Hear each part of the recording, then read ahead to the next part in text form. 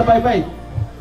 Yang pertama paling depan, pembawa dupa, yang setiap saat mengayun dupa untuk pendupaan daun-daun palem kita dan salib di depan. Yang pertama. Yang kedua, petugas PPA yang membawa salib dan lilin kiri kanan. Setelah itu, para petugas PPA, pastor atau pemimpin. Setelah itu petugas di belakang pastor dan umat. Umat nanti kita bagi per stasi. Jadi usahakan biar dekat ke sana, tetap kita harus berdoa. Kalau tidak sempat nyanyi harus berdoa. Jangan jalan kita sambil bercerita kiri kanan, tidak ada makna. Jadi kami sangat mengharapkan kedua dirijen untuk mengarahkan kita dalam lagu supaya betul-betul ada kesakralan dalam perarakan kita.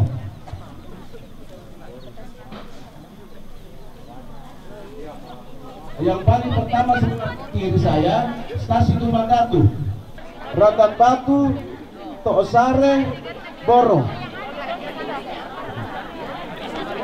Ya. Usahakan ada lorong ya untuk mementingkan nanti.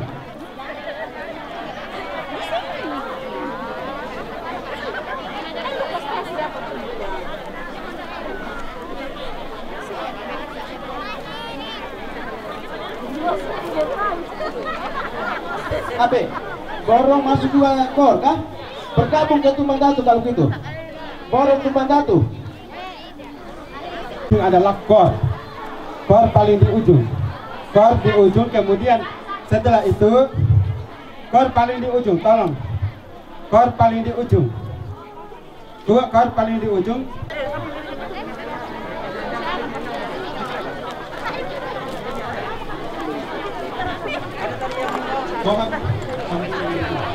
Tambunan di ujung sebelah timur, tolong tambunan di ujung sebelah timur.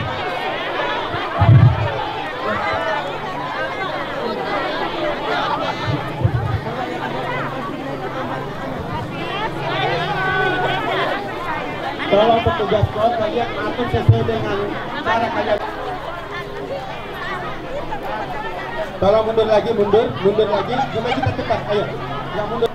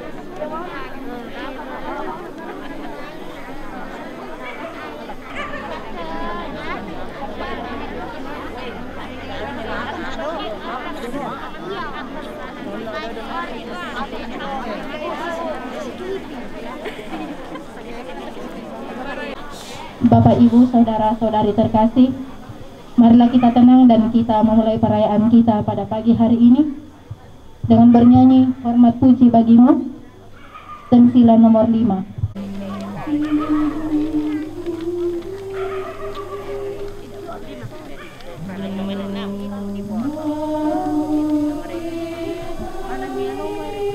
Jangan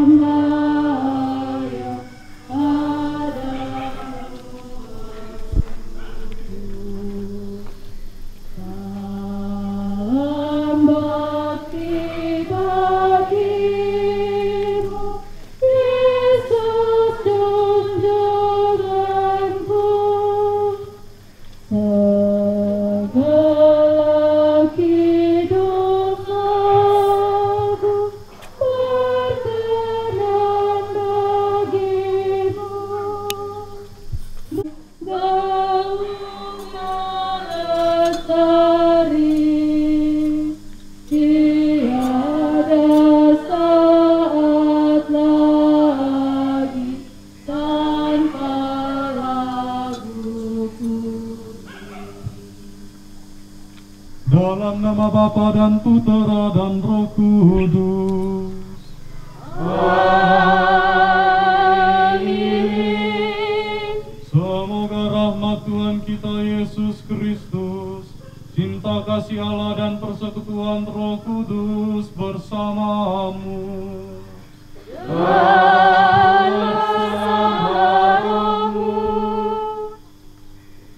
Bapak Ibu, saudara-saudari terkasih dalam Tuhan, sudah sejak awal masa Prapaskah kita menyiapkan diri dengan tobat dan karya amal kasih. Kita semua berkumpul dan bersama seluruh umat Allah mengawali misteri Paskah Tuhan kita, yakni sengsara, wafat, dan kebangkitannya. Untuk menggenapi. Oleh karena itu, marilah dengan penuh iman dan bakti kita mengiringi sambil mengenangkan peristiwa yang menyelamatkan ini. Dengan demikian, kita memetik buah salib suci, yakni kebangkitan dan kehidupan. Kini marilah kita memohon berkat Tuhan untuk daun-daun palma yang akan kita gunakan sebagai ungkapan iman kita dalam menyambut Kristus di tengah-tengah kita. Maha kuasa dan kekal, kuduskanlah daun-daun palma ini dengan berkat-Mu, dalam nama Bapa dan Putra dan Roh Kudus.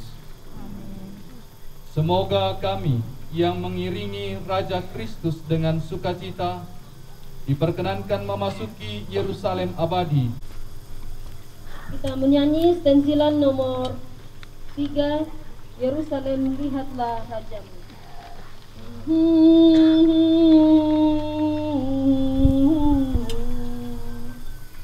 Kalau Yesus disambut di gerbang Yerusalem, umat bagai lautan dengan palma di tangan.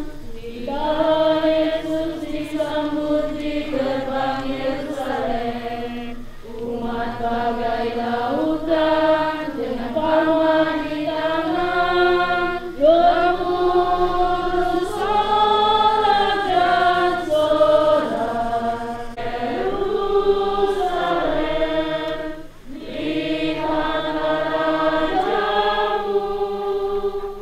Hosana, terpujilah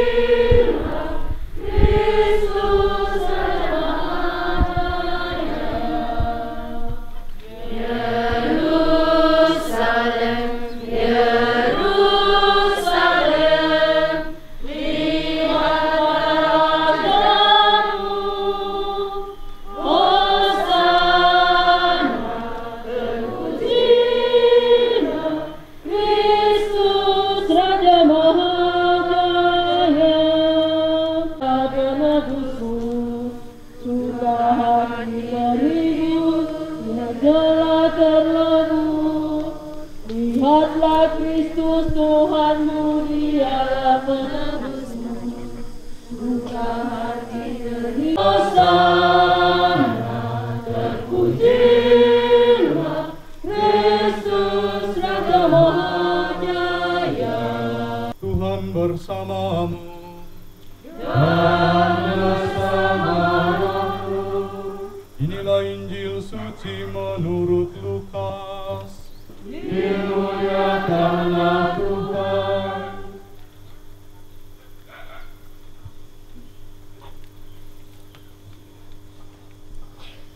Dalam perjalanannya ke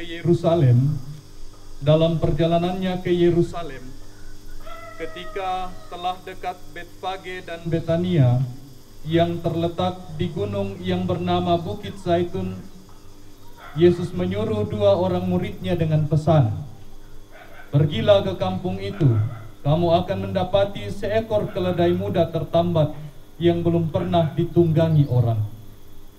Lepaskanlah keledai itu dan bawalah kemari. Dan jika ada orang bertanya kepadamu, mengapa kamu melepaskannya? Jawablah begini, Tuhan memerlukannya. Lalu pergilah kedua murid yang disuruh itu, dan mereka mendapati segala sesuatu yang telah dikatakan Yesus. Ketika mereka melepaskan keledai itu, berkatalah orang yang empunya keledai itu, "Mengapa kamu melepaskan keledai itu?" Kata mereka, "Tuhan memerlukannya." Mereka membawa keledai itu kepada Yesus, lalu mengalasinya dengan pakaian mereka dan menolong Yesus naik ke atasnya. Dan sementara Yesus mengendarai keledai itu, mereka menghamparkan pakaiannya di jalan. Ketika Yesus sudah dekat Yerusalem, di jalan yang menurun dari Bukit Zaitun, mulailah semua murid yang mengiringi dia bergembira dan memuji Allah dengan suara nyaring, oleh karena segala mujizat yang telah mereka lihat. Berkatilah dia yang datang sebagai Raja dalam nama Tuhan. Damai sejahtera di surga dan kemuliaan di tempat yang maha tinggi. Beberapa orang Farisi yang turut dengan orang banyak itu berkata kepada Yesus, "Guru, tegurlah murid-muridmu itu." Jawab Yesus kepada mereka, "Aku berkata kepadamu, jika mereka ini diam, maka batu-batu ini akan berteriak." Demikianlah Injil Tuhan. Terpujilah Kristus. Bapak, Ibu, dan saudara-saudari terkasih dalam Tuhan, hari ini bersama dengan seluruh gereja kita memulai pekan suci, memulai minggu sengsara ini dengan pertama-tama mengiringi Yesus memasuki kota Yerusalem. Kedatangan Yesus ke kota Yerusalem, ada yang menarik, Bapak, Ibu, saudara-saudari. Yesus sebenarnya tahu bahwa ia memasuki kota Yerusalem harus menderita di sana. Tetapi kenapa dia pergi? Kadang-kadang kita sudah tahu bahwa kita akan menderita di sana, kita tidak pergi.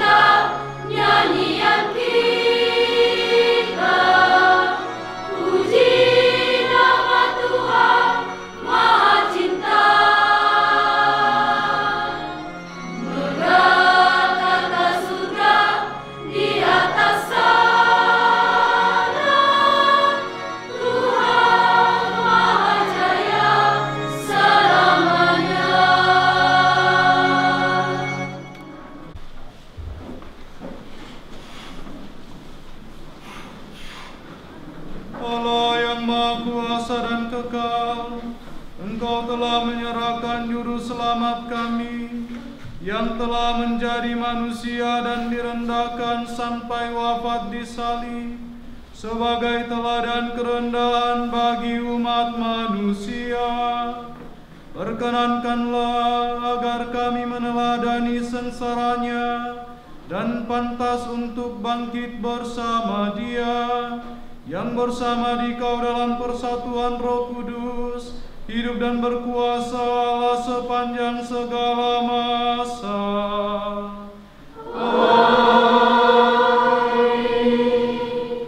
Yesaya.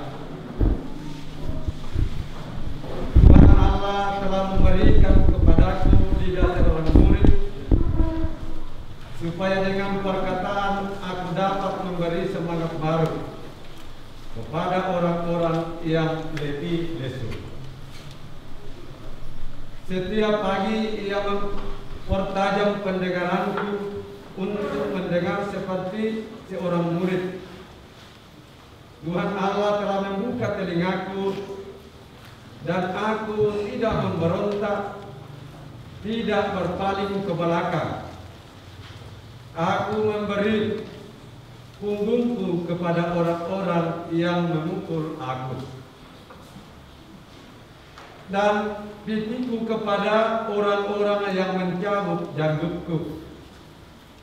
Aku tidak menyembunyikan mukaku ketika aku didodai dan diludahi, tetapi Tuhan Allah menolong aku.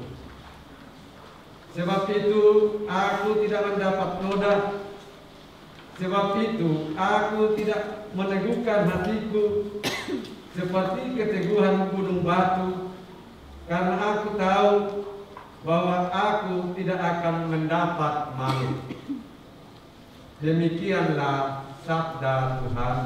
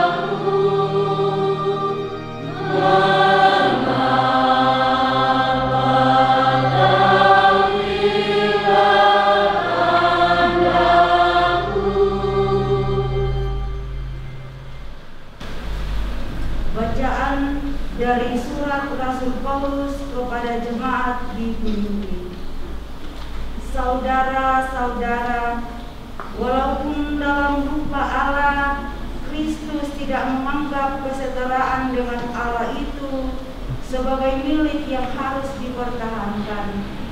Sebaliknya, Ia telah mengosongkan dirinya sendiri dan mengambil rupa seorang hamba dan menjadi sama seperti manusia. Dan dalam keadaan sebagai manusia, Ia telah merendahkan dirinya dan taat sampai mati, bahkan sampai mati di kayu salib. Itulah sebabnya Allah sangat meninggikan Dia dan mengaruniakan kepadanya Allah nama di atas segala nama, supaya dalam nama Yesus berteguh lututlah segala yang ada di langit dan yang ada di bumi dan yang ada di bawah bumi, dan segala lidah mengaku Yesus Kristus adalah Tuhan, bagi kemuliaan Allah Bapa. Demikianlah sabda Tuhan.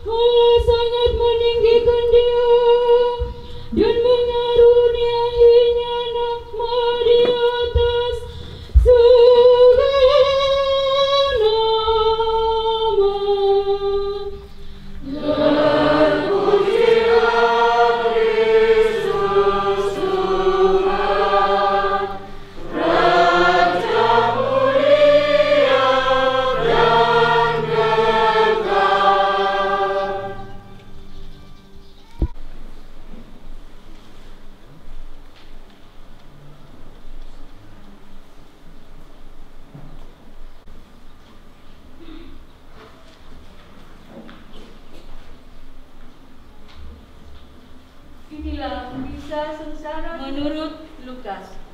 Umat dimohon duduk.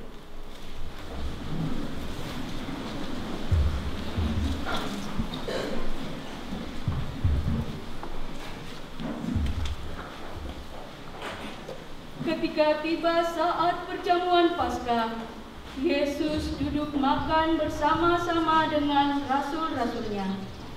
Katanya kepada mereka, "Aku sangat rindu makan Paskah ini bersama-sama dengan kamu sebelum aku menderita.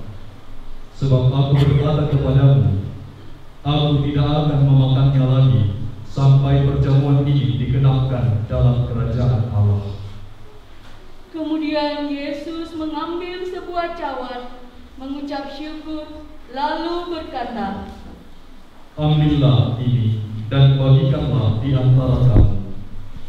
Sebab aku berkata kepadamu, mulai sekarang ini aku tidak akan minum lagi hasil pokok anggur sampai kerajaan Allah telah datang." Lalu Yesus mengambil roti, mengucap syukur, memecah-mecahnya, dan memberikannya kepada mereka, seraya berkata, "Inilah tubuhku yang diserahkan bagi kamu. Perbuatlah ini untuk mengenangkan daku." Demikian juga dibuatnya dengan cawan. Sesudah makan, ia berkata, "Cawan ini adalah perjanjian baru oleh darahku yang ditumpahkan bagi kamu.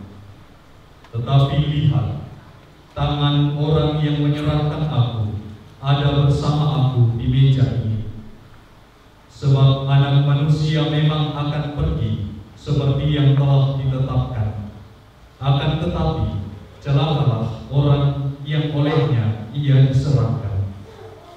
Lalu mulailah mereka mempersoalkan siapa di antara mereka yang akan berbuat demikian.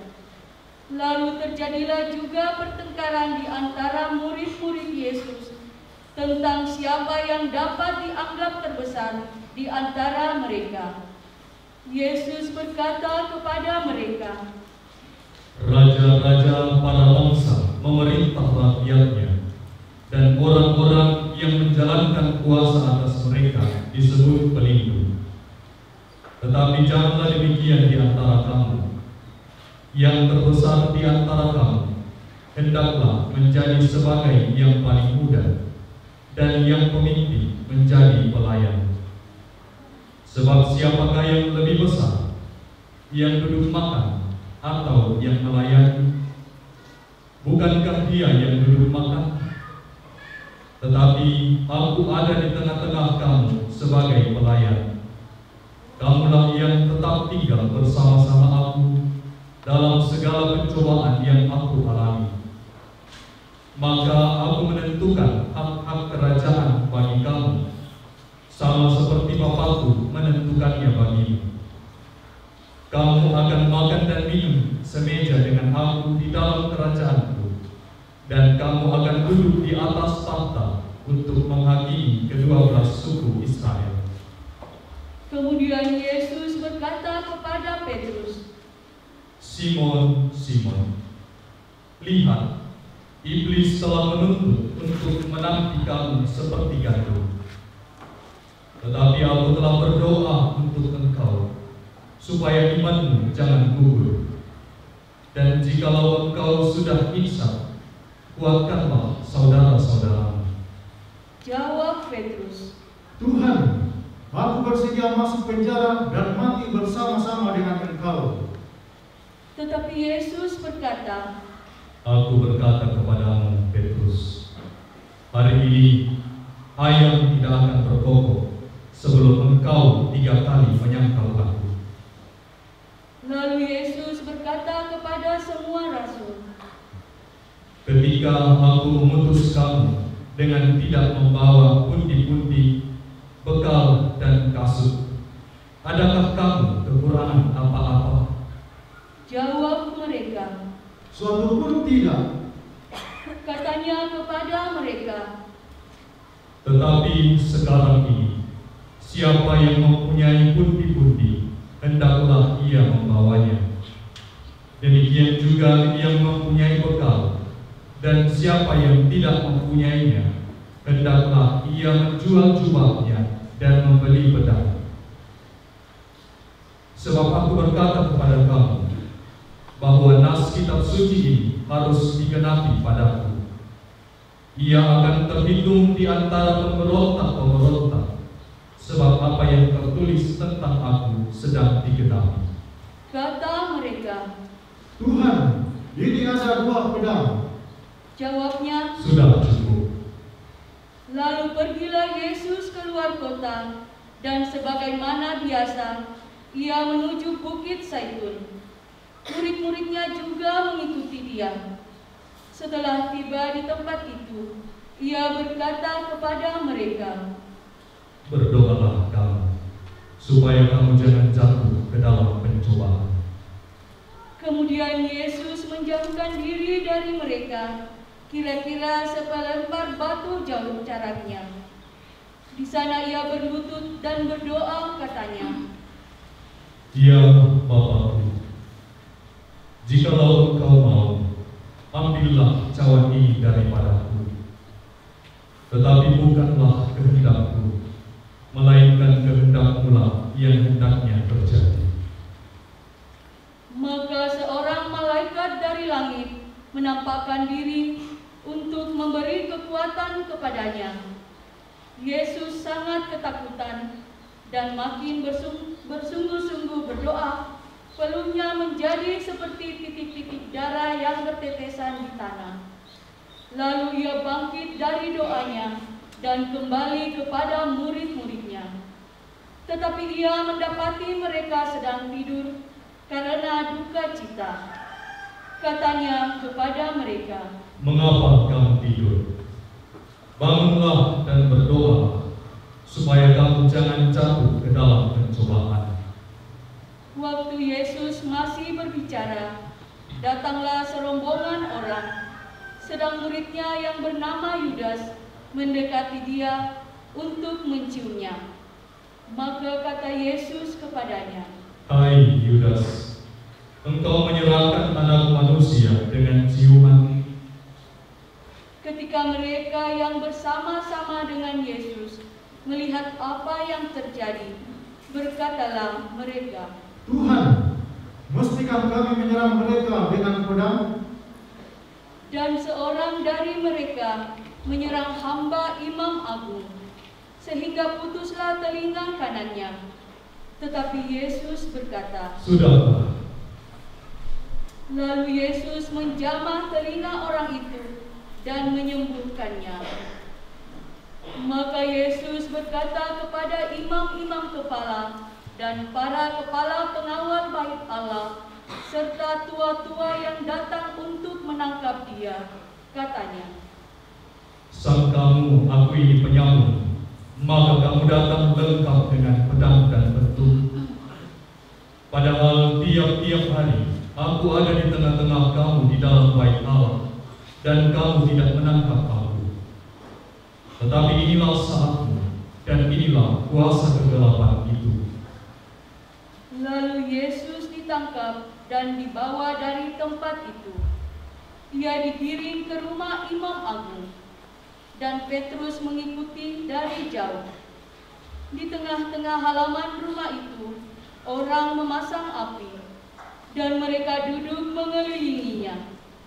Petrus juga duduk di tengah-tengah mereka. Seorang hamba perempuan melihat dia duduk dekat api.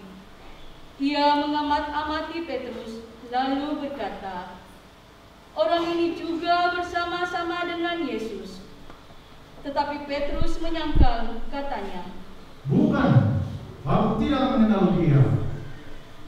Tidak berapa lama kemudian, seorang lain melihat dia lalu berkata, "Engkau juga seorang dari mereka?" Tetapi Petrus berkata, "Bukan, aku bukan seorang dari mereka." Dan kira-kira sejam kemudian, seorang lain lagi berkata dengan tegas, "Sungguh, orang ini juga bersama-sama dengan Yesus, sebab ia juga orang Galilea." Tetapi Petrus berkata, "Bukan, aku tidak tahu apa yang engkau katakan." Seketika itu juga, sementara Petrus berkata, berkokoklah ayam. Lalu berpalinglah Tuhan memandang Petrus. Maka teringatlah Petrus bahwa Tuhan telah berkata kepadanya, "Sebelum ayam berkokok pada hari ini, engkau telah 3 kali menyangkal aku."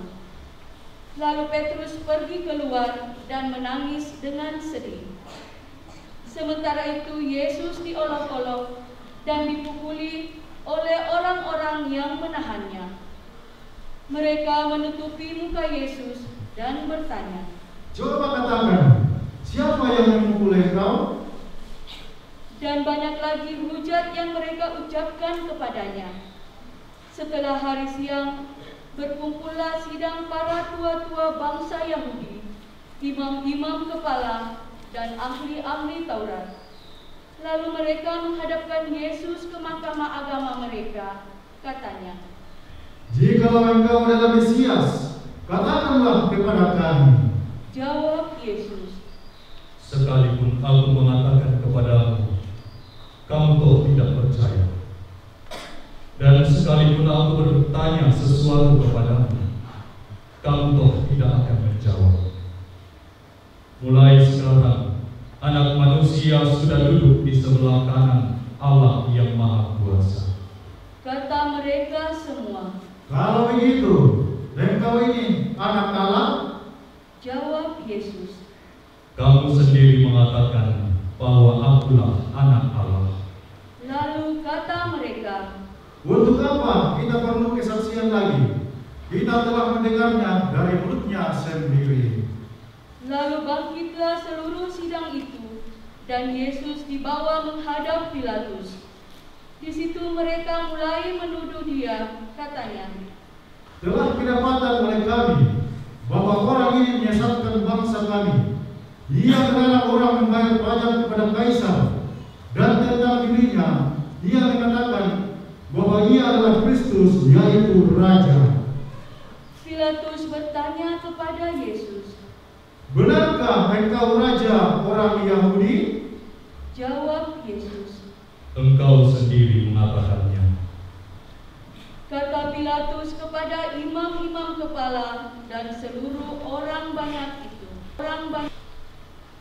Aku tidak menemukan kesalahan apapun pada orang ini.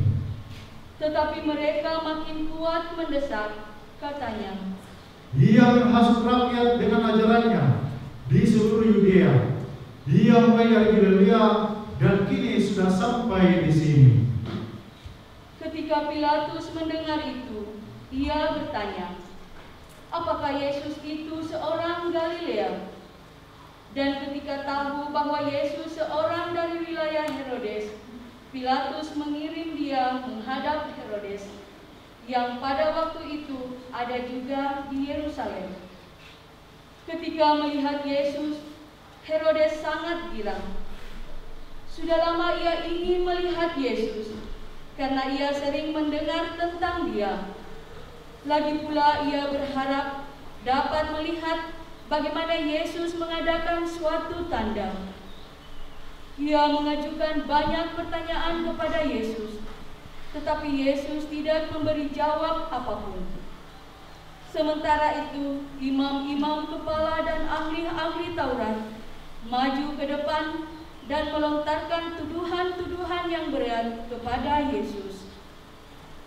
Maka mulailah Herodes dan pasukannya menista serta mengolok-olok Yesus.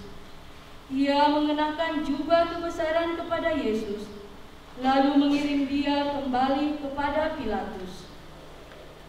Pada hari itu juga bersahabatlah Herodes dan Pilatus yang sebelumnya bermusuhan. Lalu Pilatus mengumpulkan imam-imam kepala serta rakyat dan berkata kepada mereka, Kamu telah membawa orang ini kepada aku sebagai seorang yang menyesatkan rakyat. Kamu lihat sendiri bahwa aku telah memeriksanya, dan dari kesalahan-kesalahan yang kamu tuduhkan kepadanya, tidak ada yang kudapati padanya. Herodes pun tidak menemukan kesalahan apapun padanya, sehingga ia mengirimkan dia kembali kepada kami. Sesungguhnya tidak ada suatu apapun yang dilakukannya yang setimpal dengan hukuman mati. Jadi aku akan menghajar dia lalu melepaskannya. Sebab Pilatus wajib melepaskan seorang tahanan bagi rakyat pada hari raya itu. Tetapi mereka berteriak bersama-sama, Enyahkanlah dia, lepaskanlah Barabas bagi kami. Barabas ini dimasukkan ke dalam penjara berhubung dengan suatu pemberontakan yang telah terjadi di dalam kota dan karena pembunuhan. Sekali lagi Pilatus berbicara dengan suara keras kepada mereka karena ia ingin melepaskan Yesus. Tetapi mereka berteriak membalasnya, Salibkanlah dia, salibkanlah dia. Kata Pilatus untuk ketiga kalinya kepada mereka, Kejahatan apa yang sebenarnya telah dilakukan orang ini?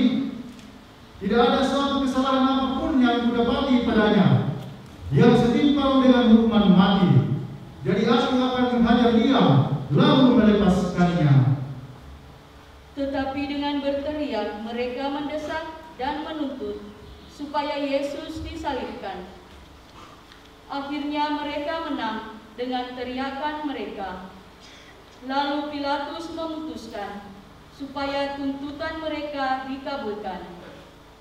Jadi Pilatus melepaskan Barabas yang dimasukkan ke dalam penjara karena pemberontakan dan pembunuhan itu sesuai dengan tuntutan mereka. Ketika membawa Yesus untuk disalibkan, para serdadu menahan seorang yang bernama Simon dari Kirene, yang baru datang dari luar kota, lalu meletakkan salib Yesus di atas bahunya, supaya ia memikul salib mengikuti Yesus. Sejumlah besar orang mengikuti Yesus, di antaranya banyak perempuan yang menangisi dan meratapi dia. Yesus berpaling kepada mereka dan berkata, "Hai putri-putri Yerusalem, janganlah kamu menangisi aku, melainkan tangisilah dirimu sendiri dan anak-anakmu. Sebab lihat, akan tiba masanya orang berkata, berbahagialah perempuan mandul, berbahagialah perempuan yang rahimnya tidak pernah melahirkan dan yang tidak pernah menyusui. Maka orang akan mulai berkata kepada gunung-gunung, runtuhlah menimpa kami, dan kepada bukit-bukit, timbullah kami. Sebab jikalau orang berbuat demikian terhadap kayu hidup, apakah yang akan terjadi dengan kayu kering?"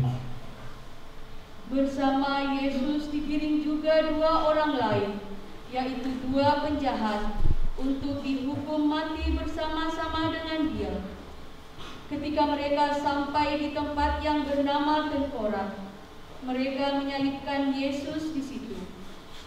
Kecuali Yesus, disalibkan juga kedua orang penjahat itu, yang seorang di sebelah kanan, yang lain di sebelah kirinya. Ketika bergantung di salib, Yesus berkata, "Ya Bapa, ampunilah mereka, sebab mereka tidak tahu apa yang mereka perbuat." Dan mereka membuang undi untuk membagi pakaian Yesus. Orang banyak berdiri di situ dan melihat semuanya. Pemimpin-pemimpin mengejek Yesus, katanya, "Orang lain ia selamatkan, biarlah sekarang ia menyelamatkan dirinya sendiri, jika ia benar Mesias, orang yang dipilih Allah." Juga prajurit-prajurit mengolok-olok dia. Mereka mengunjukkan anggur asam kepadanya dan berkata, "Jika engkau raja orang Yahudi, selamatkanlah dirimu." Ada juga tulisan di atas kepalanya, "Inilah raja orang Yahudi." Salah seorang dari penjahat yang digantung itu menghujat Yesus, katanya, "Bukankah engkau Kristus? Selamatkanlah dirimu dan kami." Tetapi penjahat yang seorang lagi menegur dia, katanya, "Tidakkah engkau takut juga tidak kepada Allah? Padahal engkau menerima hukuman yang sama. Kita memang selayaknya dihukum, sebab kita menerima balasan yang setimpal dengan perbuatan kita, tetapi orang ini tidak berbuat sesuatu yang salah." Lalu ia berkata kepada Yesus, "Yesus, ingatlah akan aku apabila engkau datang sebagai raja." Kata Yesus kepadanya, "Aku berkata kepadamu, sesungguhnya pada hari ini juga engkau akan ada bersama-sama aku di dalam Firdaus." Ketika itu kira-kira pukul 12, kegelapan meliputi seluruh daerah itu sampai jam 3, sebab matahari tidak bersinar. Ketika itu tabir bait suci terbelah dua. Lalu Yesus berseru dengan suara nyaring, "Ya Bapa, ke dalam tanganmu kuserahkan nyawaku." Dan sesudah berkata demikian, Yesus menyerahkan nyawanya.